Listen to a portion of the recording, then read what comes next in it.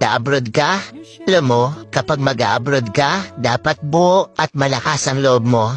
Dahil kung hindi rin dang buo at malakas ang loob mo, huwag mo nang ipagpatuloy pa. Kapag nang ibang bansa ka, dapat kaya mong lahat dahil marami kang kalaban doon sa pupuntahan mo. Nariyan ang lungkot dahil mapapalayo ka sa pamilya mo. Isa yan sa pinakamalakas na kalaban na pwedeng umatake sa'yo. Nariyan din ang takot.